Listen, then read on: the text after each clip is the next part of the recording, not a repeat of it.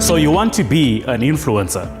An influencer is somebody who has the power to determine the decisions of other people because of what they know, because of their authority, and because of the relationships they have with people.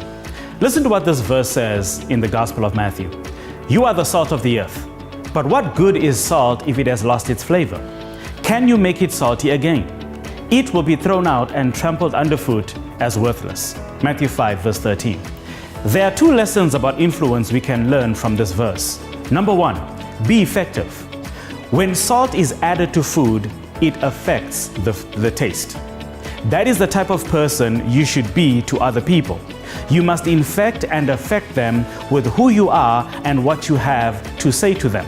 Your presence must change the atmosphere of the room. Your words must impact people in ways they will never forget. In fact, even if you're not present in the room with them, you should affect them. Listen to this quote from an author that says this: influence is when you are not the one talking and yet your words fill the room. When you are absent and yet your presence is felt everywhere. The second lesson on influence that we learn from salt is be able. There is nothing worse than salt that has no flavor. The very thing it is needed for is to add flavor to food. What do you bring to the table that can benefit the people around you? Here's the problem. We live in a society where people have big mouths but empty hands. It's not the one who has a lot to say who ultimately influences the people around them. It's the one who is able to offer people what they really need. The next verse says, you are the light of the world. Like a city on a hilltop that cannot be hidden, no one lights a lamp and then puts it under a basket. Instead, a lamp is placed on a stand where it gives a light to everyone in the house. Matthew 5 verse 14 and 15. Two lessons about influence we learn from light. Number one, be available. Light has to be seen.